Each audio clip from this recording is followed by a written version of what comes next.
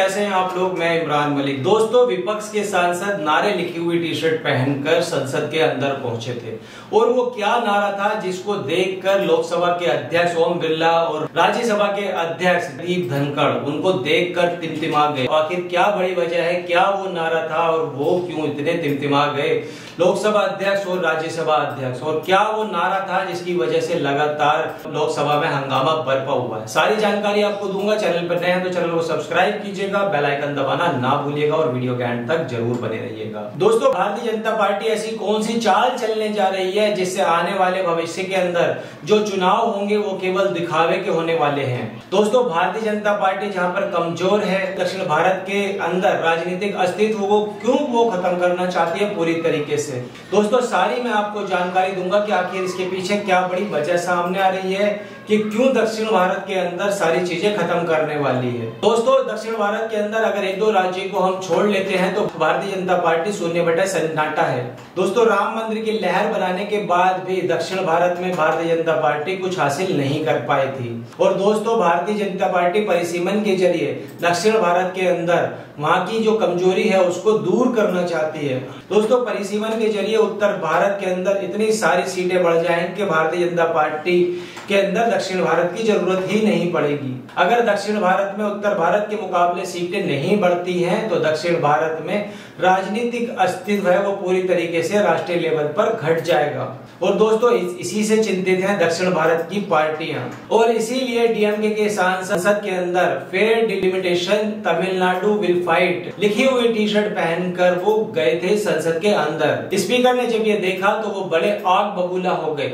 लोकसभा को 2 बार उन्होंने स्थगित कर दिया और राज्यसभा को भी 2 बार स्थगित कर दिया। पहली बार तो उन्होंने कारण बताया, लेकिन दूसरी बार आए और स्थगित करके वो चले गए। उन्होंने कहा कि अगर आप टी शर्ट पहन कर आएंगे, नारे लगाकर आएंगे, नारे लिखे हुए टी शर्ट पहन के आएंगे तो सदन नहीं चलेगा। अगर आप टी शर्ट पहनकर आए हैं और उसे चलेगा, अगर आप ऐसे टी शर्ट पहनकर आएंगे तो सदन नहीं चलने दिया जाएगा। यह स्पष्ट हो चुका है। सदन की जो कार्रवाई है, आप जाइए बाहर और टी शर्ट को बदल कर आइए। कहा है कि सदन की जो कार्रवाई है वो 12 बजे तक स्थगित कर दी जाएगी। सदन मर्यादा से चलेगा, प्रतिष्ठा से चलेगा। ऐसे नारेबाजी करने से वो नहीं चलेगा।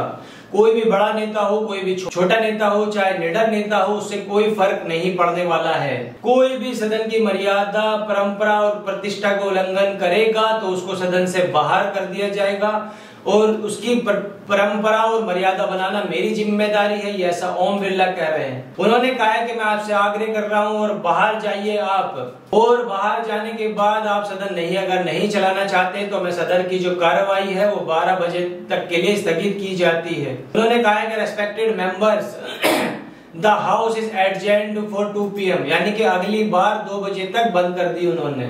और इसको लेकर लगातार संसद के अंदर हमने देखा कि इसका हंगामा मचा होता है। इसके बाद दोस्तों, उन्होंने राज्यसभा का भी हाल यही है। राज्यसभा के अंदर भी उन्होंने 2 बजे तक स्थगित कर दिया था। दोस्तों, परिसीमन अंग्रेजी के अंदर डिलिमिटेशन कहते हैं जिसको। दोस्तों, अगर ये होता है तो लोकसभा के अंदर अभी जो सदस्यों की संख्या है वो है 543 है, वो 846 हो सकती है। दोस्तों, दैनिक भास्कर की 2 साल पुरानी एक खबर निकल कर आई थी। उन्होंने कहा था कि नई लोकसभा के अंदर 888 कुर्सियां हैं। चिंता में दक्षिण राज्य।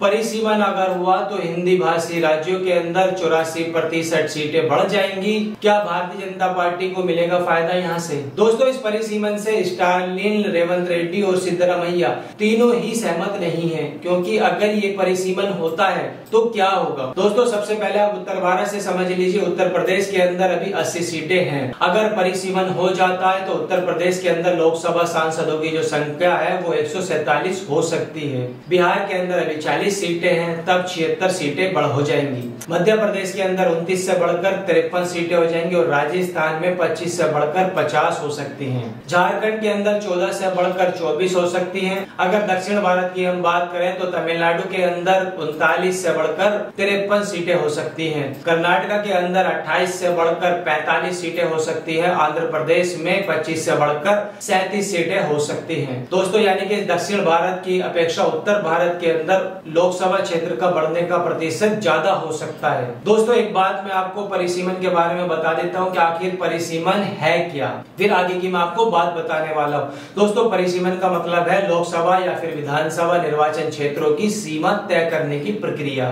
दोस्तों, परिसीमन के लिए आयोग बनता है। पहले भी 1952 के अंदर, 1963, 1973 और 2002 के अंदर आयोग बन चुके हैं। अब जिस राज्य में जितनी सीटें ज्यादा होंगी, वहां केंद्र उतनी ज्यादा मदद करेगा, उतना ज्यादा फंड मुहैया कराएगा, उतनी ज्यादा योजनाएं देगा, यानी कि फायदा ही फायदा। और इसी में दक्षिण के जो राज्य हैं उनका नुकसान अब दिखाई दे रहा है। दोस्तों, कुछ दिनों पहले तमिलनाडु के मुख्यमंत्री M.K. स्टालिन ने देश के कुछ मुख्यमंत्री और पूर्व मुख्यमंत्रियों को उन्होंने एक चिट्ठी लिखी थी।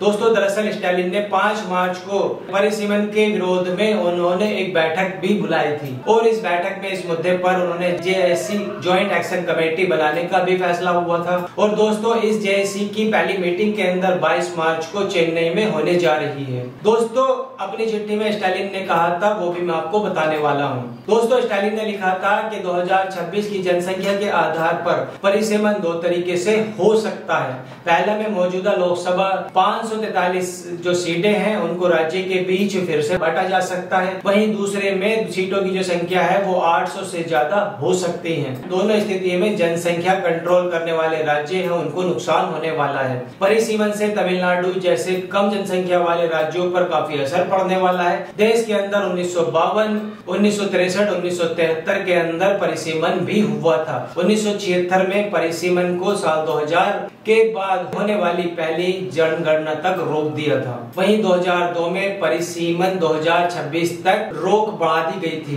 दोस्तों, स्टालिन ने ये चिट्ठी है ये भगवंत मान, भगवंत बनर्जी, विजयेंद्र रेवन रेड्डी के साथ साथ उड़ीसा के CM मांझी और आंध्र प्रदेश के मुख्यमंत्री चंद्रबाबू नायडू को भी लिखी थी। अब दोस्तों, इसी पर बड़ी वजह सामने ये आ रही है कि अगर ऐसा होता है, क्योंकि सबसे ज्यादा जो सीटें हैं 143 वो यूपी के अंदर हो जाएंगी, यानी कि अभी 80 सीटें हैं, उसके बाद सीटें बढ़ जाएंगी 143 हो जाएंगी, यानी कि 63 सीटें यूपी के अंदर बढ़ जाएंगी। और जैसे परिसीमन की योजना होती है कि जहां सबसे ज्यादा सीटें हैं सबसे ज्यादा लाभ वही मिलेगा, यानी कि यूपी को ही सबसे ज्यादा लाभ मिलेगा और जो दक्षिण भारत के राज्य हैं वो पूरी तरीके से पिछड़ जाएंगे। मतलब यहाँ पर साफ है कि उनका अस्तित्व कुछ नहीं बचेगा, वो राज्य सरकारों तक ही सीमित रह जाएंगे, वो केंद्र सरकार तक सीमित नहीं रह पाएंगे। तो यही बड़ी वजह है कि परिसीमन लाकर दक्षिण भारत के राज्यों को पूरी तरीके से खत्म किया जा रहा है और वही कोशिश की जा रही है। दोस्तों, इस पर आपकी क्या राय, आप हमें कमेंट करके बताइए। वीडियो कैसी लगी, वीडियो को लाइक कीजिए, चैनल को सब्सक्राइब कीजिए। तब तक मिलते हैं अगले वीडियो में। जय हिंद।